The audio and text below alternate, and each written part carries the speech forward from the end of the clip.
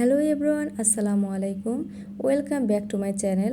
আজকে আপনাদের সাথে শেয়ার করতে চলেছি রোস্টের মশলা ছাড়া কিভাবে রোস্ট রান্না করা যায়। প্রথমে আমি এখানে মুরগির রান নিয়ে নিয়েছি। যে যেরকম পছন্দ করেন আমি এভাবে কেটে নিয়েছি এবং রানগুলোর মাঝখান বরাবর চিড়ে নিয়েছি যেন সকল মশলার উপকরণ ভালোভাবে সেট হয়। এখানে আমি দিয়ে দিচ্ছি পরিমাণ মতো লবণ আর দিয়ে দিচ্ছি মরিচের গুঁড়ো। এগুলো ভালোভাবে মুরগির সাথে মেখে নেব। মাখানো হয়ে গেছে, এখন চলে যাচ্ছে প্যানে।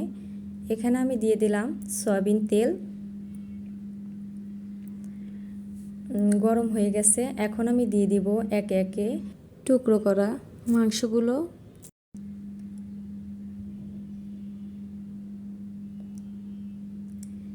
একে একে সবগুলোই দিয়ে দিলাম। হালকা আছে 2 মিনিট পর উল্টে পাল্টে নিব। সবগুলোই উল্টা হয়ে গেছে, এখন আমি তুলে নিব। এখন এই প্যানেতেই দিয়ে দিচ্ছি কুচি করে রাখা পেঁয়াজ। এটা মূলত বেরেস্তা করব, লালচে আকারে তুলে নিব। আর এদিকে পাটায় কাঠবাদাম, কাজু বাদাম, কিশমিশ, গোলমরিচ বেটে নিব।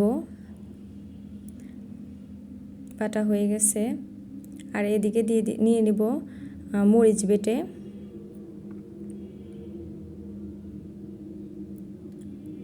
বাটা হয়ে গেছে, এখন এদিকে প্যানে আমি আবারও তেল দিয়ে গরম মশলা কিছু দিয়ে নিয়ে নিয়েছি। সুন্দর একটা ফ্লেভার আসার আগ পর্যন্ত ভেজে নিব। এখন দিয়ে দিলাম পেঁয়াজ কুচি। হালকা ব্রাউন হয়ে এলেই দিয়ে দেব একে একে আদা রসুন বাটা, পেঁয়াজের পেস্ট, দিয়ে দেবো জিরা বাটা, গরম মশলা বাটা আর সেই বেটে রাখা কাঠবাদাম, কাজু বাদাম এবং মরিচ বাটা। আর দিয়ে দিচ্ছি পরিমাণ মতো লবণ, দিয়ে ভালোভাবে নাড়াচাড়া করে নিচ্ছি। এ পর্যায়ে আমি গুঁড়ো সব কিছু অ্যাড করব। দিয়ে দিলাম ধনে গুঁড়ো, দিয়ে দিলাম মরিচ গুঁড়ো। যে যেরকম ঝাল খেতে পছন্দ করেন সেইভাবে দিবেন।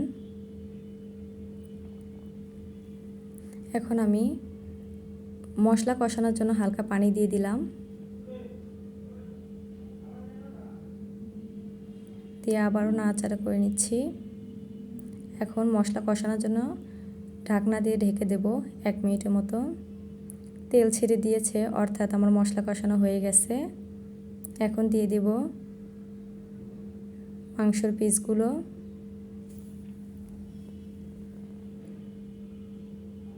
সবগুলো দিয়ে দিয়েছি, এবার ভালোভাবে নাড়াচাড়া করে নিব।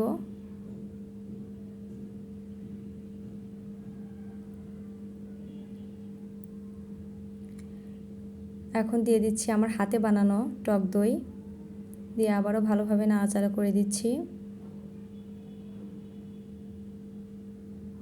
এখন ঢাকনা দিয়ে ঢেকে দিব। এভাবে আমি অফ ক্যামেরায় ঢাকনা তুলে কয়েকবার নাড়াচাড়া করে ভালোভাবে কষিয়ে নিয়ে নিয়েছি। এবারে আমি পানির পরিবর্তে দিয়ে দিব বাড়ি থেকে আনা খাঁটি গরুর দুধ, অর্থাৎ ঝোল দিয়ে দিব।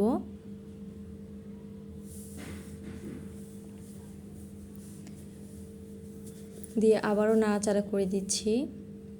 এ পর্যায়ে আমার আরও একটু দুধ অ্যাড করতে হবে।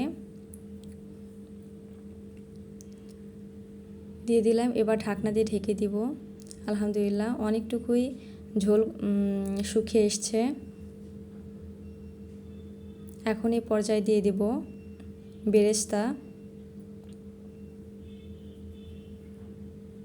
আর দিয়ে দেব ঘি আর দিয়ে দিচ্ছি মরিচ, আস্তা মরিচ, দিয়ে আবারও ঢাকনা দিয়ে ঢেকে দিব। আলহামদুলিল্লাহ এবারে আমার রোস্ট রান্না কমপ্লিট। ঘরে কিছু উপকরণ দিয়ে রোস্ট রান্না করা যায়। ভিডিওটা যদি ভালো লেগে থাকে লাইক এবং সাবস্ক্রাইব করে দিবেন। কোনো ভুল ত্রুটি হয়ে থাকলে অবশ্যই কমেন্টসের মাধ্যমে জানাবেন। এখন আবার ঢাকনা দিয়ে ডিম আঁচে 5 মিনিটের মতো রেখে দিলেই হয়ে যাবে রোস্ট রান্না। সকলেই ভালো থাকবেন, সুস্থ থাকবেন। আল্লাহ হাফেজ, আসসালামু আলাইকুম।